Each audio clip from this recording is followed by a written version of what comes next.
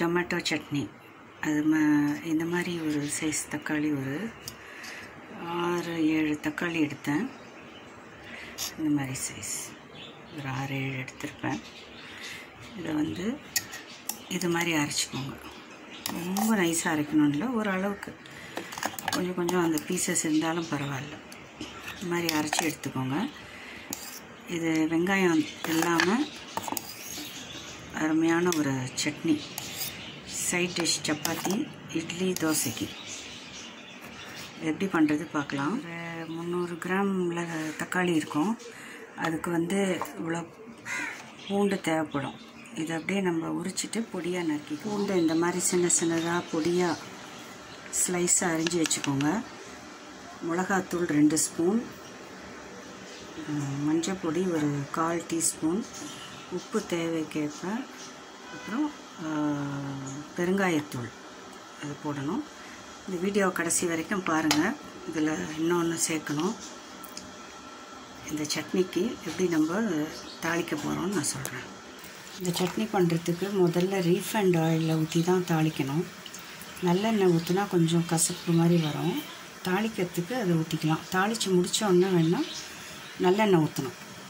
நிறைய வெரைட்டி இருக்குது தக்காளியில் ஊறுகாய், தக்காளி சட்னி பண்ணுறது. இது ஒரு விதமான வெரைட்டி.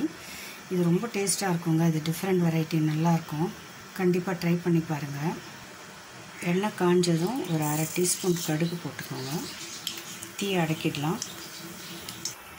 கடுகு பொரியட்டும். கடுகு பொரியும் போது பூண்டு போட்டுருங்க.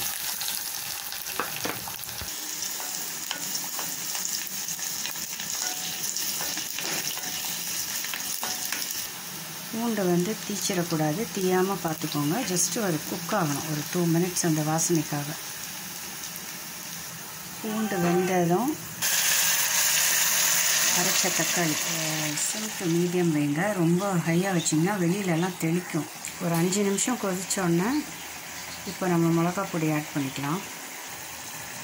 மிளகாத்தூள், மஞ்சத்தூள்,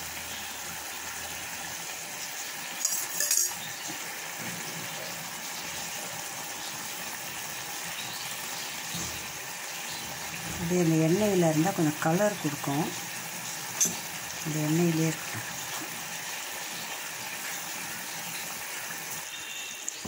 தூள் மேலே இப்போ நம்ம நல்லெண்ணெய் ஊற்றலாம். தாளிக்கிறதுக்கு நம்ம ரீஃபைண்ட் ஆயில் போட்டோம்.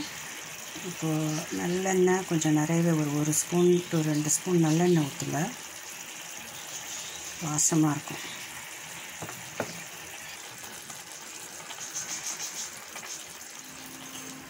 நல்லா மிக்ஸ் பண்ணிவிடுங்க. இப்போ மிளகாத்தூள் போடக்கூடாது. கொஞ்சம் ஒரு 1/4 வாசி நல்லா கொஞ்சம் போட்டோன்னா உப்பு அளவாக போட்டுக்கோங்க. பெருங்காயத்தூள் நல்லா மிக்ஸ் பண்ணி விட்டுருங்க. தண்ணியே ஊற்றக்கூடாது.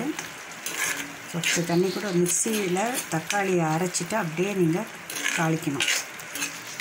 அந்த மிக்சி தண்ணியெல்லாம் ஊற்றிடாதீங்க. இது 2-3 நாளைக்கும் நம்ம ஃப்ரிட்ஜில் வச்சுக்கலாம்.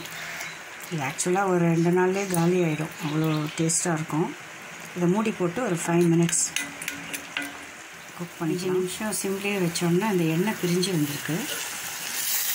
இப்போ நீங்கள் டேஸ்ட் பார்த்துக்கலாம். காரம்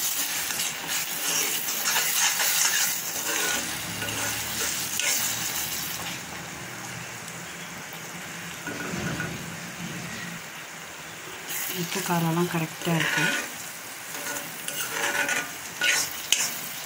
இப்போ நம்ம ஆட் பண்ண போகிறோம்.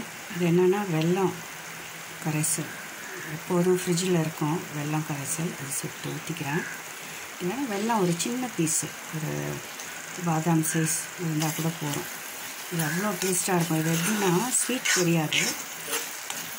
இது மசாலாலாம் ஒன்று சேர்ந்து காரம், உப்பு, புளிப்பு எல்லாத்துக்கும் இது மிக்ஸ் பண்ணிங்கன்னா அது கடைசியாக ஒரு ரொம்ப டேஸ்ட்டாக இருக்குங்க. மிக்ஸ் பண்ணி விட்டுருங்க. இப்போ ரெடியாக இருக்குது. இந்த தக்காளி சட்னி கண்டிப்பாக ட்ரை பண்ணி பாருங்கள். இதுக்கு மேலே கொஞ்சம் நல்லெண்ணெய் ஊற்றிக்கலாம். ஸ்டோர் பண்ணி வைக்கும் போது நல்லெண்ணெய் ஊற்றிக்கலாம். இது தோசை மேலே நல்லா ஒரு ஸ்பூன் எடுத்து தோசையில் ஸ்ப்ரெட் பண்ணி அப்படியே இந்த ரோல் மாதிரி செஞ்சு சாப்பிடலாம். சப்பாத்திக்கு தொட்டுக்கலாம்.